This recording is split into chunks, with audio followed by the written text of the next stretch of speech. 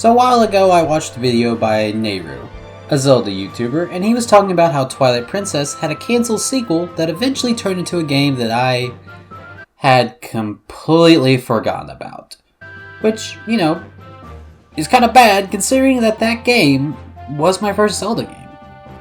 And the game in question was Link's crossbow training.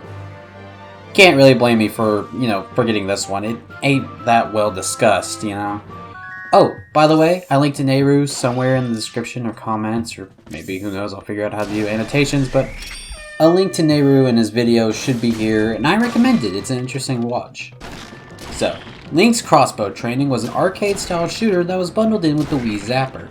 Obviously, being an arcade-style game, we don't really have any story. Other than it possibly being all just a huge test to see if the hero of Twilight is up for his greatest challenge yet.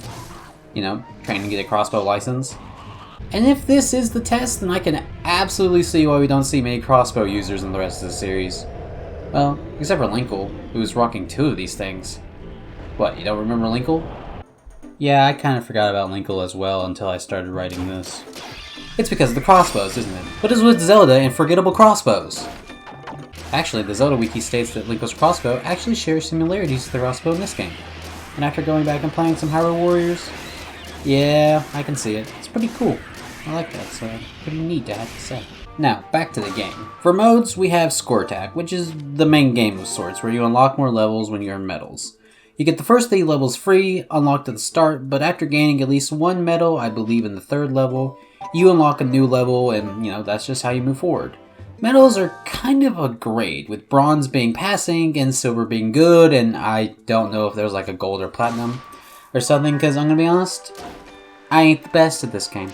I'm just gonna say it right. I'm just gonna put it right out there. Then we have multiplayer, which has you and up to 3 other people compete to get the highest score, then carefully pass the zapper. It's a piece of plastic, guys, come on. But I will say, playing without it isn't really the best idea. It really does help you stabilize your shots, and I do kind of recommend you have it if you want to play this game. But back to the multiplayer itself, it's fine. I kind of wish it was more like, you have 2 cursors on screen to help shoot. I guess they kind of figured most people wouldn't have 2 zappers, I guess, but just passing it on to the other person when it's their turn, that's kind of lame, to be honest. It's kind of like the old Mario games where you had to take turns, except they had you use 2 controllers for whatever reason. Not to mention, if you really wanted to see who can get a higher score, you could always just let the person, play that level after you're done and see who gets a higher score. Or, the individual stages, because that's what practice mode does. And by the way, we got practice mode and settings. They're pretty self-explanatory, but it is pretty cool that you have some options for the cursor. That's pretty nice. I like that. Alright, then you got a time limit. Kind of stretching for things to talk about here. Time limits, they limit to how long you can stay in a stage. And you pretty much have 3 different kinds of levels. One where you're stuck in one spot and have to shoot, one where you can move and shoot, and then you have one where you're on rails where you shoot. It's a lot of shooting. It's a shooting arcade game. Piece of advice! Disclaimer, I did not get above a silver, so I don't know if this is good advice.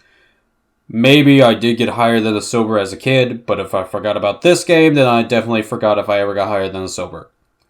And that, of course, is assuming if I actually ever got a silver as a kid. Basically, take what you hear with a grain of salt. If you hit targets consistently, you get a bonus multiplier that goes up with each successful hit. But don't worry too much about missing, this is a rapid-fire crossbow for a reason, and you'll need that function from time to time. Potentially horrible advice over. Thank you for humoring me. Also, if you charge up your bow, you get a bomb arrow, which is great, but be careful and try not to make sure you don't, accidentally hit things that take away points. It's obviously got a blast radius, because, it's a bomb. You also get a power-up that makes this thing sort of like a machine gun for a limited amount of shots. I actually can't believe how much I actually do remember about this game.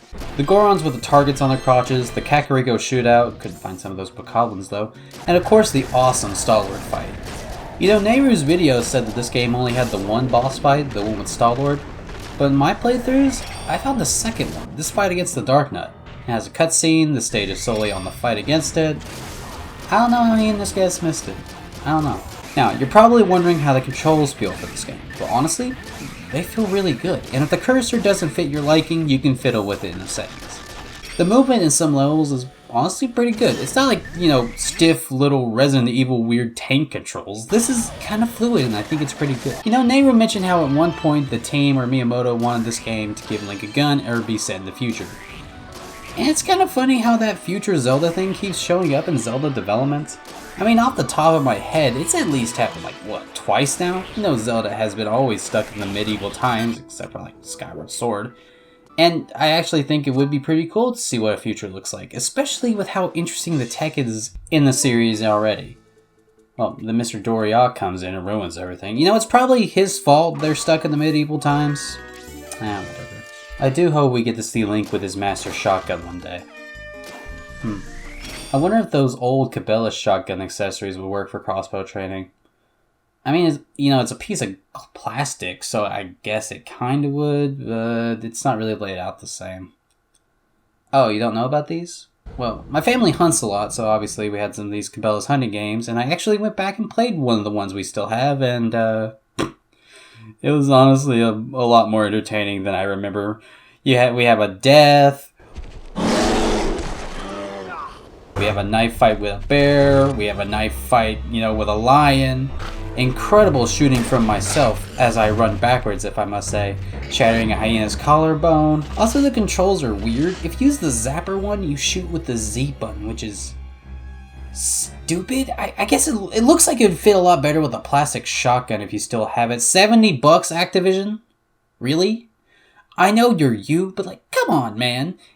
If you're actually going to use like the actual zapper, if you for some reason want to play some of these old Cabela games, the regular nunchuck setup is much better, or maybe go for a third-party seller for this dumb piece of plastic. Oh, right, this is a Zelda video. You'll have to forgive me. That 20 minutes, more or less, I spent on Cabela's was more entertaining than I thought.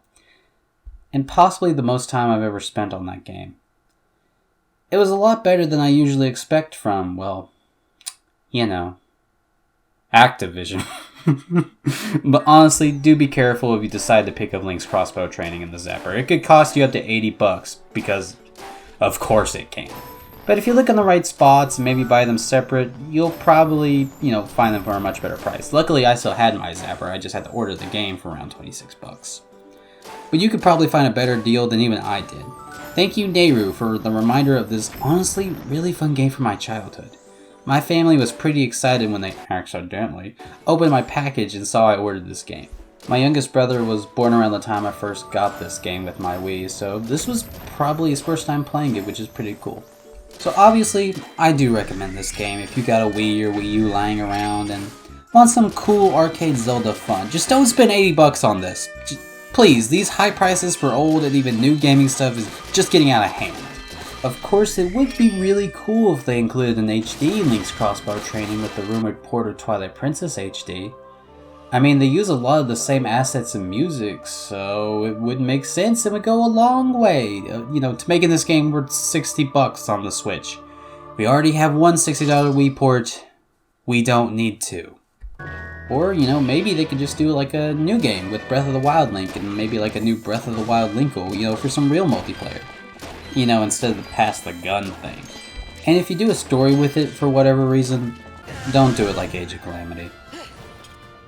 Man, I really wanted more out of that game. Sergei, a right hunter, Flint.